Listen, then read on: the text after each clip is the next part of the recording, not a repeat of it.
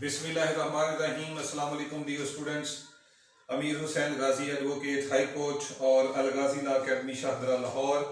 आज का जो हमारा लेक्चर है वो है the kinds of questions for law related papers. कि लॉ रिलेटेड जो पेपर्स हैं उसमें सवालात किस किस्म के जो हैं वो आपसे पूछे जा सकते हैं। तो लॉ रिलेटेड जो एग्जाम्स हैं हमारे सिविल जज भी है, एडिशनल सेशन जज भी है, एडीपीपी, डीडीपीपी और एलएलबी या इसके अलावा जितने भी हैं, तो लॉ से रिलेटेड जो सवालात हैं उनमें जो क्वेश्चन की जो काइंड्स हैं, टाइप्स हैं, किस तरह वो क्वेश्चन पूछ सकता है वो आज हमने आपको बताना है।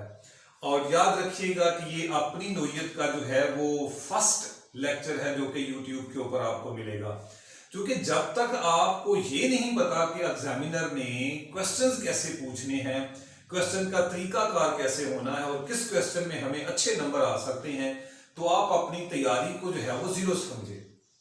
अच्छी तैयारी जो है वो आपकी कंसिडर नहीं होगी।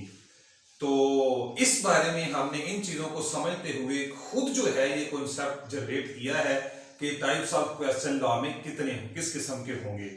फिर इसके बाद अगर आप सिविल जज का एग्जाम दे रहे हैं तो उसमें 7 पेपर हैं और 4 पेपर जो हैं वो लॉ से रिलेटेड हैं, यानी 400 नंबर लॉ का है और 300 गद्य है।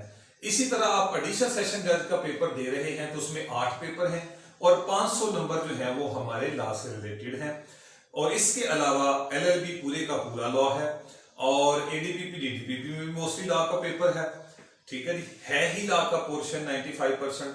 तो हमने इस चीज को जो है वो महसूस किया कि अपने स्टूडेंट्स को जो इसके बारे में पूरा कॉन्सेप्ट है वो प्रोवाइड किया जाए। तो डियर स्टूडेंट्स को लिख लीजिएगा, ये इंतहाई अहम तरीन लेक्चर है आपके लिए, क्योंकि आप जो है वो एक अन्य तैयारी जो है वो के आदी हैं। अगर आपको इन क्वेश्चंस का आज से पहले नहीं पता था तो डियर स्टूडेंट्स इसको नोट कर लें। ये अल गाजी लॉ अकेडमी का ही एक जो है वो आप जो कह लें कि आपके लिए बहुत बड़ा एक तोहफा है जो हम आपको देने लगे हैं।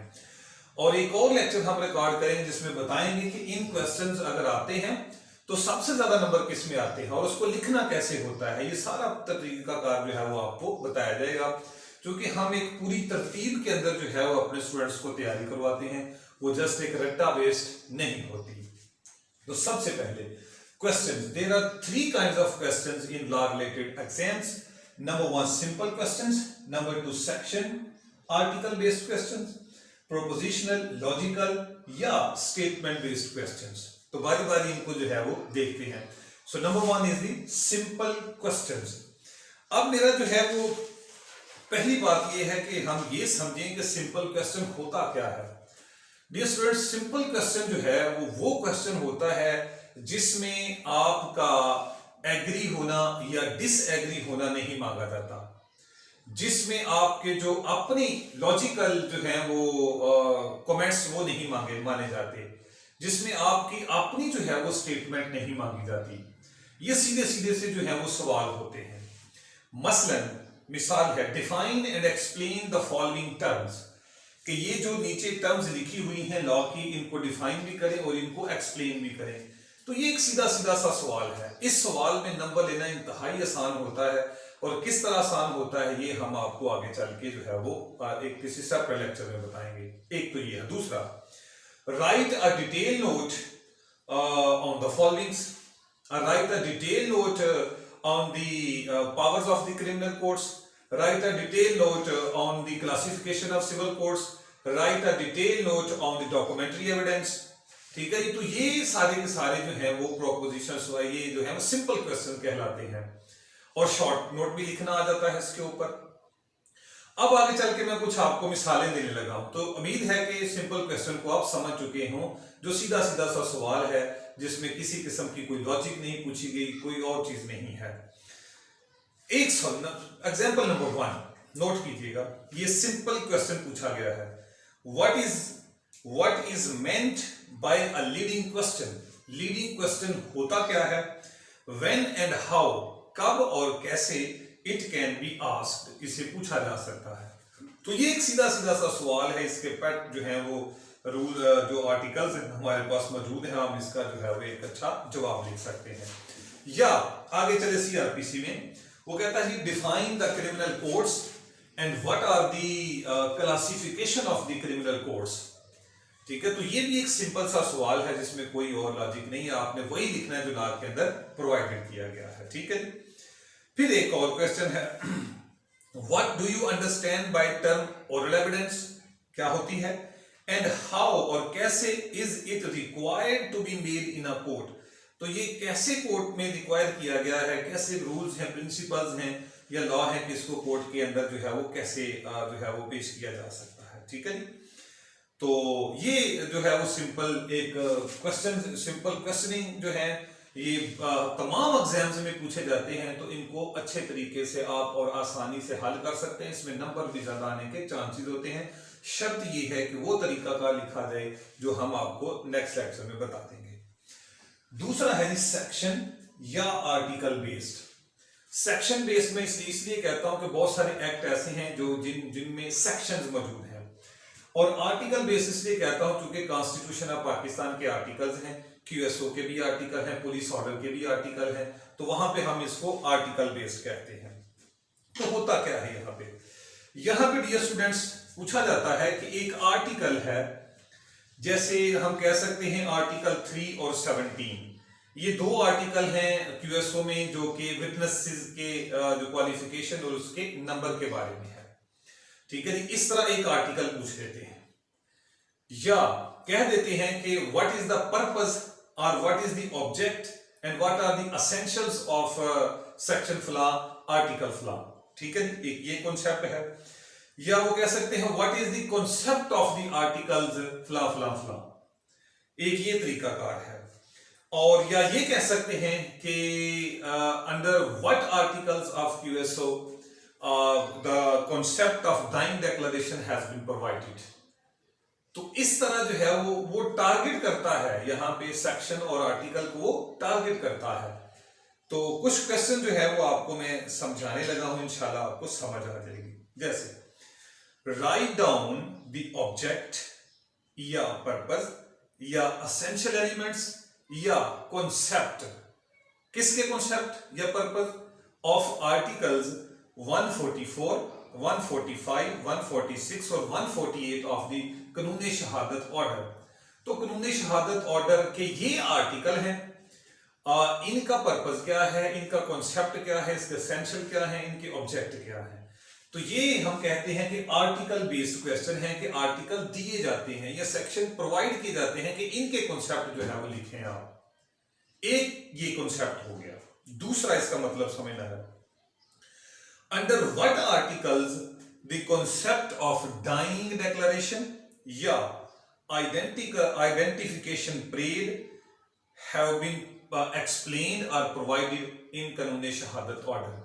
कानून शहादत ऑर्डर के जो अंदर डाइंग डिक्लेरेशन का कॉन्सेप्ट है और आइडेंटिफिकेशन परेड का जो कॉन्सेप्ट है वो किन आर्टिकल्स के अंदर जो है वो प्रोवाइड किया गया है, इसकी तफसील लिखें। तो पहले जो मैंने बताया था वो आर्टिकल बता देते हैं कि इन आर्टिकल्स पे लिखें, इनका जो है वो कॉन्सेप्ट लिखें। यहां पे क्या है कि आर्टिकल का कॉन्सेप्ट जो है वो बता दिया है और कहा है कि ये कौन सा आर्टिकल है, इसके बारे में हमें बताएं। ठीक है जी, या अगर सेक्शंस की तरफ आप चलते हैं तो हम लिख सकते हैं जी what are the different classifications of magisterial courts in different sections of Code of Criminal Procedure. तो कोड ऑफ क्रिमिनल प्रोसीजर के डिफरेंट सेक्शंस वो कौन से हैं जिनमें मैजिस्ट्रियल जो है उसकी क्लासिफिकेशन की गई है। तो वो हमने सेक्शन भी लिखने हैं और उनका कॉन्सेप्ट भी लिखना है। उम्मीद है कि बात को समझ चुके हैं। आर्टिकल या सेक्शन लिखा जाता है, उसका कॉन्सेप्ट लिखना है, या उस आर्टिकल या सेक्शन का एक थीम लिखा जाता है, उसके ऊपर हमने लिखना होता है। ठीक है जी, तो इसे कहते हैं सेक्शन या आर्टिकल बेस्ड क्वेश्चंस। इसके बाद तीसरा और सबसे जो है वो कह लें कि कंसेप्चुअल खतरनाक जो है वो सवाल जिसमें पूछे जाते हैं। अगर आप ये सवाल अटेम्प्ट करते हैं जी प्रोपोजिशनल, लॉजिकल या स्टेटमेंट बेस्ड, इसमें दूसरों की निस्बत आपको नंबर ज्यादा आते हैं।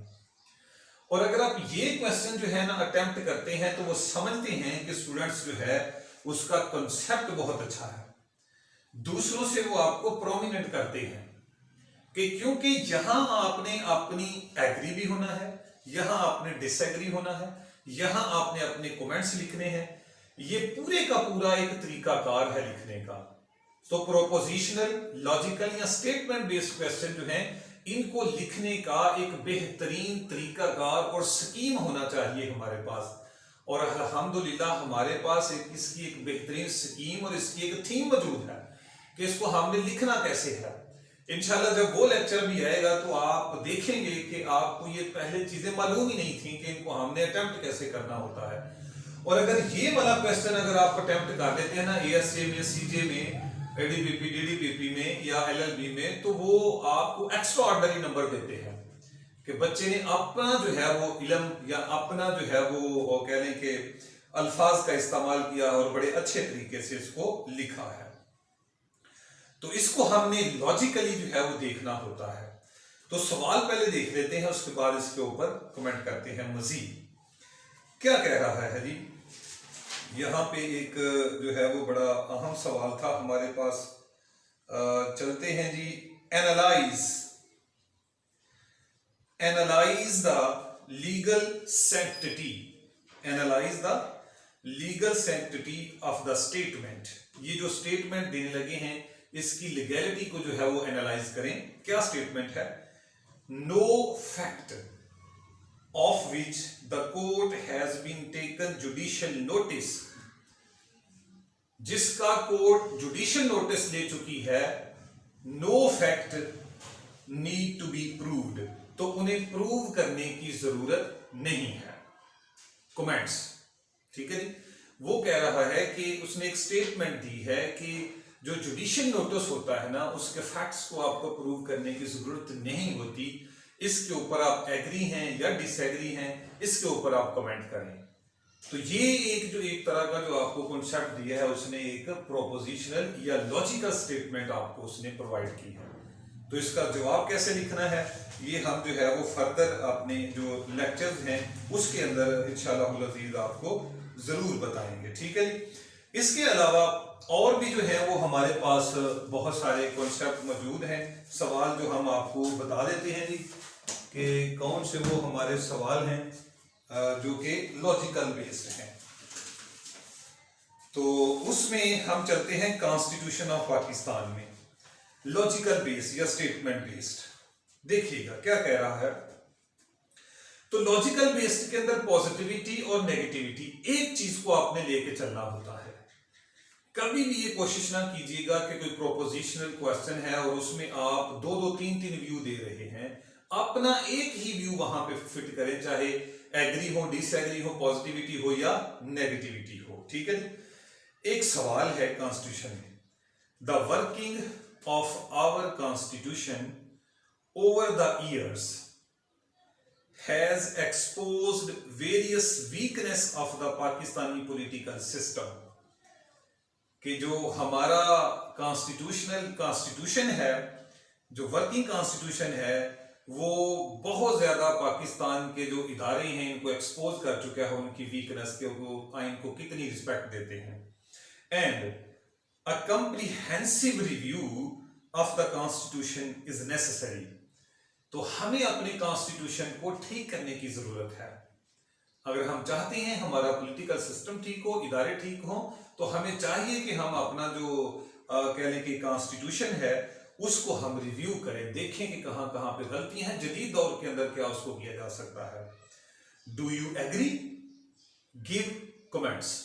तो ये भी एक लॉजिकल क्वेश्चन है, प्रोपोजिशनल क्वेश्चन है कि आप क्या जो मैंने कहा है ये बात, इसके ऊपर आप एग्री हैं या एग्री नहीं है।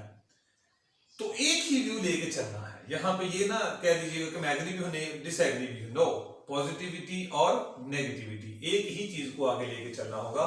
So give your comments. ये देखें सवाल जो है ये बहुत बड़ा सवाल है। यहां पे आपने एक अपना थीसिस अप्रोच भी रखनी है पॉजिटिविटी और नेगेटिविटी की, और आगे सवाल का जवाब भी देना है कि कहां कहां पे चीजें जो पड़ी हुई हैं वो वीक हैं। तो यहां पे सारे का सारा कमेंट आपका जो है वो लॉजिकल ही होगा। ओके जी। और एक और बात यहां पे सुन लें, is is the Punjab Civil Court Ordinance 1962 sufficient legislation regarding civil jurisdiction? Comments कि जो हमारा पंजाब सिविल कोर्ट ऑर्डिनेंस 1962 है, ये हमें जुरिस्डिक्शन के बारे में सही सही बता रहा है या यहाँ पे भी कोई कमी है कि हम दूसरी किताबों को मिला के इसके साथ पढ़ रहे हैं? अपने कमेंट्स दें। तो देखें कि यहाँ पे सीपीसी का भी थोड़ा कॉन्सेप्ट है इसके साथ। तो ये था जी डियर स्टूडेंट्स हमारा सिंपल सेक्शन बेस्ड और प्रोपोजिशनल क्वेश्चन। परेशानी होना, हमने आपको बड़ा जबरदस्त कॉन्सेप्ट एक लेके आएंगे जिसमें हम इन सब तमाम क्वेश्चन को हल करने का तरीका आपको बताएंगे। हमारी एकेडमी अल्हम्दुलिल्लाह जो है वो बच्चों को इस हवाले से तैयार कर रही है कि वो क्रिएटिव माइंड हो, रट्टा भी लगाएं लेकिन पढ़े किसी तरतीब के साथ। जब ये चीजें नहीं पता होंगी तो वो आगे क्या करेगा? ठीक है जी। तो हम ये दावा करते हैं कि आप अगर पढ़ने वाले हैं, मेहनत करने वाले हैं, तो जिंदगी के 18 महीने हमें दें, 1 साल में तैयारी करवाएंगे, 6 माह में आपका जबरदस्त का सिस्टम लेंगे, उसके बाद आपको मैदान में उतारेंगे। इंशाअल्लाह अज़ीज़ आप जरूर कामयाब होंगे। इन तमाम चीज़ों की जो है वो हमारे पास नोट्स मौजूद हैं। अगर आपको चाहिए तो आप एक मुनासिब फीस पे करके हासिल कर सकते हैं। और हमारा व्हाट्सएप नंबर है जी 0300 4260669। Thank you so much. अस्सलामु अलैकुम वरहमतुल्लाहि वबरकातुहू।